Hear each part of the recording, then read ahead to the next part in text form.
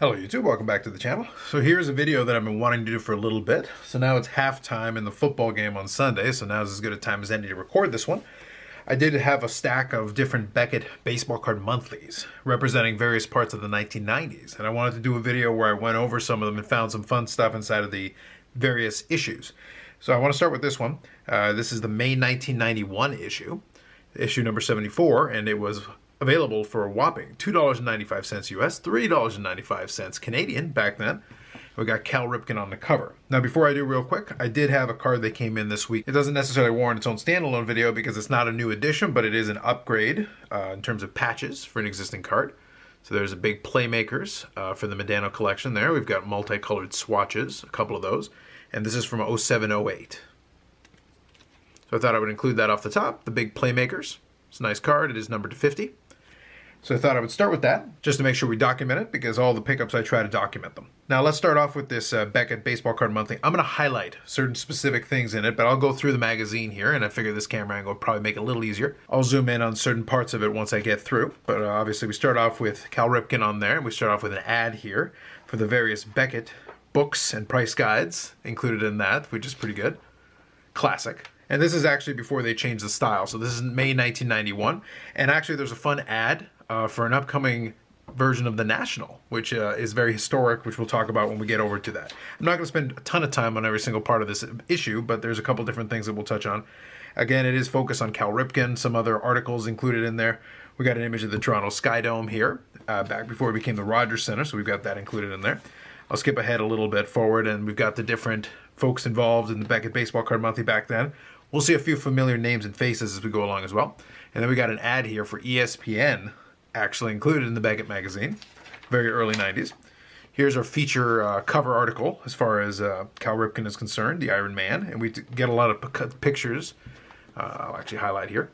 We do get a lot of pictures of the 1991 top set, so we do include that there with the record breaker.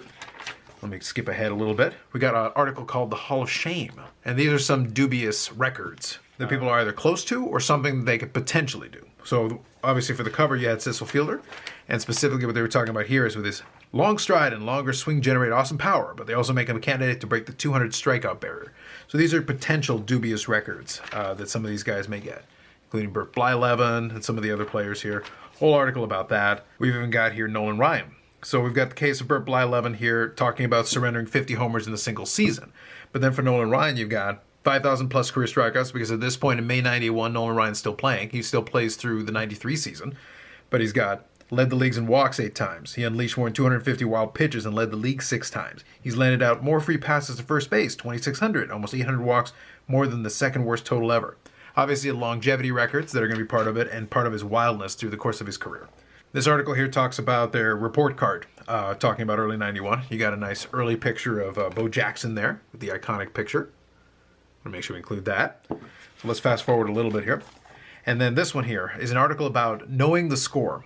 Specifically, this is an advice article talking about a couple different things. Now, it's funny, obviously, if you remember the history, again, May 1991. So here we've got an issue showing you won't find any bargains on the hot rookies early in the year. Patience pays off in the long run. And the example they use, 1991 Upper Deck Todd Van Poppel. So if you know anything about your historical baseball busts, there you go. There's a classic one there. And then we got 1991 Donruss here. When you believe a card is priced 25 cents too high, ask the dealer to throw a 25-cent card into the deal.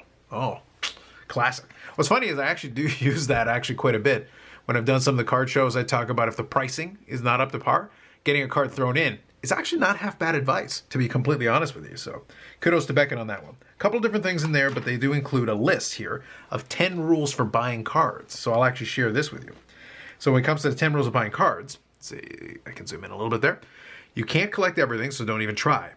Number 2, have a game plan. Know what you're collecting and why. Number 3, know how much a card is worth to you. Don't buy because of what someone else says it's worth. You notice some of these still resonate a little bit today. Number 4, there's no such thing as a free lunch. If a deal sounds too good to be true, it probably is. Number 5, know how much money you have to spend and stick within that budget. Number 6, don't do business where you're not treated well. Number 7, don't be afraid to haggle or make a deal. Number 8, shop around. Every store has items that sells cheaper than other stores.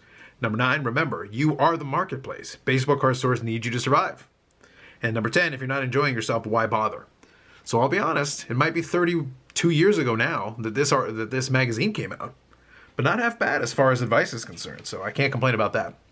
Then we've got an ad here for the Beckett Future Stars, and you've got Nolan Ryan and Todd Van Poppel. So again, another Todd Van Poppel reference. And then we get into the reader's right. Now, there were a couple different articles here talking about storage, talking about a couple of different things, but there was one specifically that I have to read to you because I just thought it was hysterical. Again, I'll remind you, this is the May 1991 issue of the Beckett Baseball Card magazine. And the specific reader, the title of this one is Mark My Words. So I'm going to read it to you. If and when baseball card collectors give in to profit-oriented grading systems, the hobby will be destroyed. One would have to be something of adult to enter into the hobby or market without having an idea of condition. Now, I am going to pause for 1 second. It is funny that, and what's going to be funny as I read the rest of this to you, you can probably find this person, not literally this person, but basically this person in the comments section of grading, of various grading videos. We're talking about, grading is a scam, you don't need grading, et cetera, et cetera. What's funny is this is 1991. And this person is either the same person that is commenting on those YouTube videos today or way ahead of the curve on this one. Again, back in the early 90s. Now, one important thing, though, is talking about the idea of entering the market without having the idea of condition.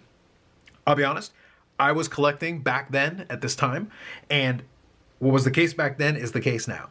Just because somebody's been around the hobby a long time doesn't mean they have the first clue about grading. Truthfully, because there is that subjective element to it and interpretation to it, two different people can kind of look at the same card and might vary wildly on grade because some people have a certain opinion in their head. They see a nick in a corner and they knock it down several grades, whereas somebody else sees that nick in the corner and if it doesn't affect the aesthetics too much, might not knock it down quite so much. There's a little bit of an eye appeal element to it. I think this plays a lot more in terms of the vintage cards specifically, where somebody might look at a scratch on a card and basically that's the end of that, the card's no good, and they would knock down the grade tremendously. Whereas somebody else looks at it and go, if the scratch is completely out of the way and is barely noticeable, then I'm not caring so much and I might still be interested in the card. So the disagreements about condition took place back then, and they certainly still take place now. Grading hasn't resolved that issue. But again, it does at least lead you down the path of, at least if you're arguing about it, at least somebody took a stab at the grade, and then that's what you can be arguing about, as opposed to in the past where everybody was looking at the same definition supposedly, and we still completely disagreed about grade. But just something to throw out there. And of course, dealers had their own version of grading, and there was a lot of variations back then as well. Trust me on that. Now, moving here ahead, it says, having an idea of condition, educate thyself. Ooh, educate thyself. Get a clue, exclamation point. Do your homework first and then get involved. Keep the power of knowledge in your own pocket rather than knocking on someone else's door. Card grading will destroy the hobby. Well, I guess we're destroyed. We're 30 years on. Rely on yourself, not some organization that wants one thing, your money. From Glenn Zaffone from New Jersey. So that was a fun comment included in there. So that was in this reader's right. Some other stuff here I just want to quickly scan. This one is talking about the Pee Wee Reese rookie, asking why it wasn't listed as a rookie in the magazine. But the reason for that is because the 1941 play ball set was included, and there's nothing in the Beckett magazine price guide before 1948. So that's explained there. Talking about the 86 Donruss rookie set. I like this one. Premium Ricky. I've been looking for a Ricky Henderson rookie card. They're not tough to find, but they're priced too high. Some dealers are asking $200. I found one for $80 at a flea market, which was a good deal, but $80 is still too steep for me. What should you do? What should I do? Please help. Sean Sylvester of Massachusetts. Answer, get more money. No, the answer they gave is you can try to trade for the card. A dealer will only give you 10 to 75% of the value of your cards. So do your best to work something out with a fellow collector. Unfortunately, the idea of I want this card and it's priced too high for me is a common refrain, even 32 years on. Then we've got an ad here for the future of the game, Star Picks. There you go. Got that. Very early 90s. Then we've got the Beckett Hot and Cold list. Now, this was one of the things that I knew I was going to bring up here briefly. And really, it comes down to this. Before we had Jeff Wilson and his top 5 cards and all that, we had the Beckett Hot list, which was a list of different players. And then down the road, there would be specific cards. So in this case, it's just a list of players and showing which players are hot or cold. And then you could have disagreements about that. And then there was, of course, the up arrows and the down arrows. So that's always a bit of confusion about a lot of that. But just something to bear in mind that even going back to 1991, there was a lot of that stuff happening. And the very first name that's listed off of here is Todd Van Poppel, Jeff Conine, Phil Plantier, Andujar Cedeno, Reggie Sanders, all grace the top rookie cards of the 1991 sets. There you go. Now, I'm not going to go through all the price guide, but I did want to quickly touch on this one since we got the 52 Topps Mantle. So for May 1991, we've got the up arrow on the Mickey Mantle. with the FTC, which represents the first Topps card. So I'll see if I can zoom in on it for you, but it's $9,000 on the high price. So let me see if I can zoom in for you a little bit there. There you go, you should be able to see the mantle. So $9,000 with the up arrow on the high, and then $5,000 on the low. But it does not specify what the grades are. Later on, they would specify the grades for what the high and the low is considered, or what grade they used on the scale. So just something to bear in mind. And then, of course, we got a lot of the 50 sets and everything. So I'm going to zip ahead quite a bit. And obviously, since this was 1991, the 1991 sets were the new ones. Actually, 89 Upper Deck, we can touch on this one briefly. The Griffey Jr. card was a whopping $37 back in May 1991, with the set being $85 with the up arrow. So there you go. Now let me skip ahead a little bit here, and we're going to get over to a couple of other fun things that I wanted to touch on here. Then we got a cartoon, an ad here. And by the way, this is for Babe Ruth. They've got a little cartoon, a little comic. It's pretty fun. And then the card they use here as a reference is a swell card. So that's kind of interesting. And then this one here is referring to abbreviations and things, information that you would need. In later iterations, I couldn't find it on this one, but in later iterations, it'll also give some definitions about like various grades, and then also give you percentages based on, you know, the era of the card, and then different grades to adjust the pricing accordingly. And then obviously later down the road, we would get multipliers for parallels and stuff like that. But this is 1991, and we don't really have a lot of that going on yet. Then we've got here a Get a Life, Stay in School. We got Rafael Palmeiro here, fine upstanding citizen, telling us to stay in school. So we've got that. And then we've got a Baseball Alphabetical Rookie Index. So some useful information there included. And then we've got the convention calendar. So I'm not going to read you anything, but you can see from the small type and font just how many card shows are happening here in the, you know, approaching mid-1991. Here's a Gloria Rothstein show. You got St. Louis, Missouri. You got the Southwest Collectors Convention, Houston, Texas. We're just scanning through here. And then this is the one I wanted to talk about briefly. So we've got the upcoming 12th National Sports Collectors Convention in the Anaheim Convention Center in 1991. And this is the infamous card show that actually became the record attendance for the National until it was recently broken. So here is a full page ad talking about that one. Admission, $5 per day for the Anaheim Convention Center. And obviously it hasn't been back to the West Coast in a long time, and much of the lament of the Western collectors. Then we got some more in the Truck Art Show calendar. Every state is represented, which is included in there. Ohio, North Carolina and North Dakota. Even a couple of North Dakota, believe it or not. We've got that. Texas, Virginia, Wisconsin, Wyoming.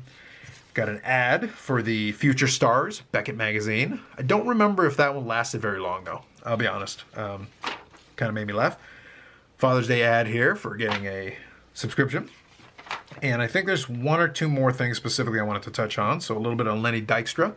And then here's a multi-page ad for 1991 Upper Deck and the Nolan Ryan autographs, which is kind of interesting. Upper Deck not only gives you the most baseball action, we also give you an 2,500 exciting Nolan Ryan autographs. So we got that promoted for the 1991 Upper Deck series as an insert. And then we've got here, talking about the 40th anniversary, the 1991 Topps. So this was actually the first hobby box that I ever got a chance to open in full packs, which was really great. Great photography in it, by the way, which is something they emphasize here, and I agree with that. A couple more Reader's Right ones that I thought that I got a bit of a kick out of that I'll share with you. Now remember, this is the baseball magazine, so I want to share one of them here. Lindros Who. In 1990 Score Traded, I would like to know who Eric Lindros, card number 100, is. While looking at hockey magazines, I see his name surface every once in a while. If he's a hockey player, what is he doing in a baseball set? And if not, who is he? From Shane Wells in Texas. So thank you, Shane. Eric Lindros is highly touted junior hockey player since is the most highly touted junior hockey player since Mario Lemieux. Although he played in high school baseball and was considered a good baseball prospect, his appearance on a baseball card is purely as a novelty. He participated in a Blue Jays batting practice for fun. Score included him as a 1990 baseball update set just to create an interesting card. So there you go. Hopefully that helps, Shane. I thought that was funny. And I'm just skiing here. Oh, this is a good one. So obviously in the world of YouTube, we know all about the scathing comments of how we usually do a good job and then you complain about something. This is fun in a magazine. So this is Hypocritical Decisions is the title of this. So I'll read it to you. It's kind of a long one. Although your magazine proclaims itself the champion of the true hobbyists, fighting for our rights and warning us to beware of dealers we don't know, some things I've seen lately lead me to believe you are hypocritical. I noticed that you listed the 1991 cards in your February issue, but failed to list the unnumbered card of Michael Jordan taking batting practice. Any true hobbyist, especially an authority, such as your magazine, knew that this card would be randomly inserted in 1991 Upper Deck foil. You failed to list the card in the price guide until March. Please tell me why. Scandalous. It goes on quite a bit, and then they give an explanation, but I just thought it was funny that that was included in there. And there's one more here that I actually want to touch on. Oh, there it is. This is a fun one. It's titled Defending Baines, as in Harold Baines. And those of you who question the credentials of Harold Baines, the Hall of Famer, this is in May 1991. Would you agree that Harold Baines is the most underrated player for the Athletics? Question mark. He may even qualify as the most underrated player in the majors. For a man who averages 19 home runs a year and carries a lifetime batting average of .288, he receives very little credit. This four-time All-Star also had his White Sox jersey retired while he was still playing. Maybe card collectors don't revere him because he's not so outspoken and cocky as the rest of the A's player. From John Graham in Florida. Man, John Graham knew. He knew well before Harold Baines ever got his due in Cooperstown. There you go. So now you know. You'll see fun stuff like that if you ever get a chance to go through some of these old magazines, especially from the 90s. There is fun stuff like that all over the place. Talking about the Killer Bees, Barry Bonds, and Bobby Bonilla. So that's kind of fun. Then we've got a little bit about Comiskey Park getting taken down and some history about it. So some good articles there. And then talk about errors in the 1991 top set. And then we got the It's Hot baseball price guide. I actually like the old school kind of design on the covers for the Beckett guide. So the Sports Americana baseball card price guide. Moving ahead here, class of 91, talking about pictures. We got a lot of different stuff here, giving some trivia and some variety of things. We got an ad for sports videos. There you go. So you can get your VHSs. Thanks, 1991. Get some back issues of some Beckett magazines, talking about some favorite cards of the 80s, which is great. And then we've got an article written on Ferguson Jenkins, who I think had recently been sent to the Baseball Hall of Fame at that time. And then we got a little tabloid version of baseball cards. They tried to make their own little tabloid page just for fun. We got, I think, Mark Grace here on the back. And then we finish off with Bobby Bonilla, Bobby Bo, who is still getting paid to this very day. Something we can all aspire to. Long after you've retired, to still get paid by the organization because they made a bad deal. But there you go. So we finish off with Bobby Bonilla. So that was kind of a fun, trip down memory lane. I do have a small stack of these Beckett magazines, and I do want to look through some of the other ones and see if I can find some hidden gems as far as that's concerned. And I thought it'd be kind of fun to go through one of these. So there it is. Beckett Baseball Card Monthly, 1991, May 1991 edition with Cal Ripken. And, talking about the grading of the future, talking about Harold Baines before he ever became a Hall of Famer. And, of course, topical references like the infamous Todd Van Poppel. So that's a pretty good set of things, honestly.